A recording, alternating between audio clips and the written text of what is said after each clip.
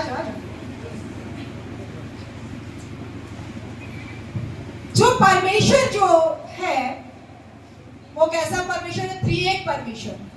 देखिए अभी हम टॉपिक खत्म नहीं किया, हमको याद दिलाइएगा हम कहां तक बताएं, क्योंकि आप लोग नहीं समझ रहे इसलिए हम उदाहरण बता रहे।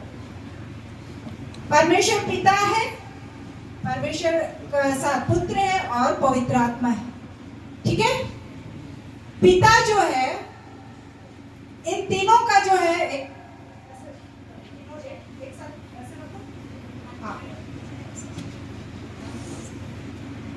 तीनों जो है पिता और पुत्र और पवित्र आत्मा का संबंध और रिश्ता एक साथ है, अलग अलग नहीं है। और जब ये जो रिश्ता है ये लोग आपस में बात करते हैं।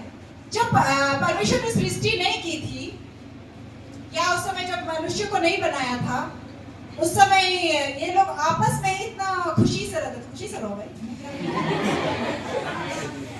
खुशी से रहते थे और इसमें इतना प्रेम था एक दूसरे में कि एक दूसरे से ये बहुत प्रेम करते थे।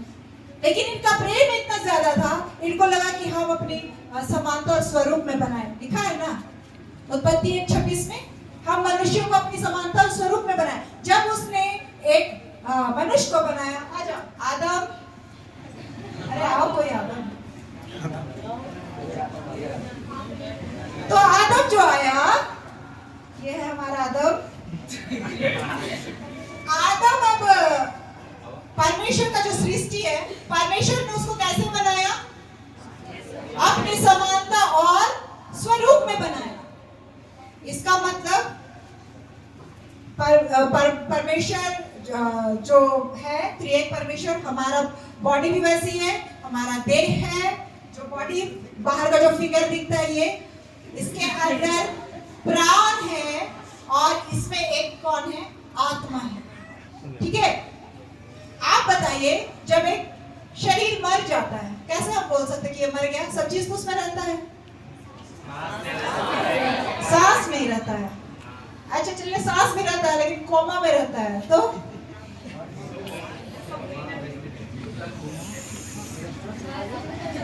शरीर तब तक शरीर है जब तक उसमें प्राण है, जब तक उसमें आत्मा है। प्राण ही है जो आत्मा और शरीर को कनेक्ट करके रखता है।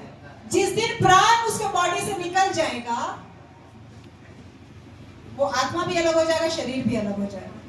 तो परमेश्वर ने अपनी समानता और स्वरूप में आदम को बनाया और आदम को वहां लिखा है वो उसकी महिमा में था।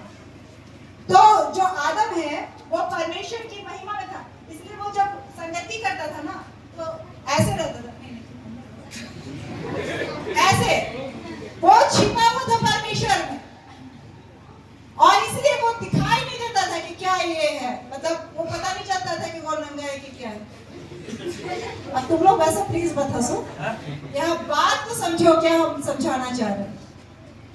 इसलिए जिस दिन वो फल को खाया, मर गया, इसका मतलब ये है, मर जाओगे परमेश्वर ने जो कहा, इसका मतलब ये है कि वो फल खाया और उसका जो घेरा था, जो उसका महिमा से घिरा हुआ था, उसका महिमा से वो अलग हो गया।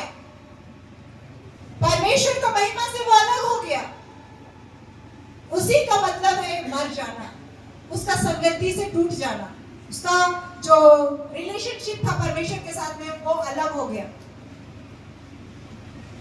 और आज भी हमारे साथ वैसे ही है। अब जो परमेश्वर के समांतर स्वरूप में कौन बनाया गया? आदम। लेकिन आगे पढ़िएगा आप, उत्पत्ति 5 में पढ़िएगा या आगे पढ़िएगा तो उसमें लिखा है आदम के स्वरूप में उसके बेटे और बेटा हुआ शेत। आदम के स्वरूप में हुआ। इसका मतलब आदम जिस स्वरूप में था उस स्वरूप में आदम का बेटा नहीं हुआ। आदम का बेटा किसके स्वरूप में हुआ? अपने पिता के स्वरूप में। नहीं समझे? परमेश्वर के स्वरूप में आदम बनाया गया। अब जो इस आदम का जो बेटा उत्पन्न हुआ वो किसके स्वरूप में उत्पन्न हुआ? आदम के स्वरूप में उत्पन्न हुआ। तो जब हम लोग देखते हैं कि इसका घेरा ये परमेश्वर का महिमा से अलग हो गया, इसका मतलब ये है कि उसका अधिकार, उसका सब कुछ से अलग हो गया, उसको महिमा से रहित हो गया। इसलिए बहुत लोग यही वचन को पढ़ते हैं कि हम लोग परमेश्वर की महिमा से रहित हैं, रोमियो में पढ़ते हैं। लेकिन हम उसकी महिमा से रहित है जरूर, लेकिन उसके आगे पढ़िएगा, उसके आगे क्या लिखा है, एक बार खोल के पढ़ देंगे। रोमियो, ठीक है, थैंक यू, बैठो।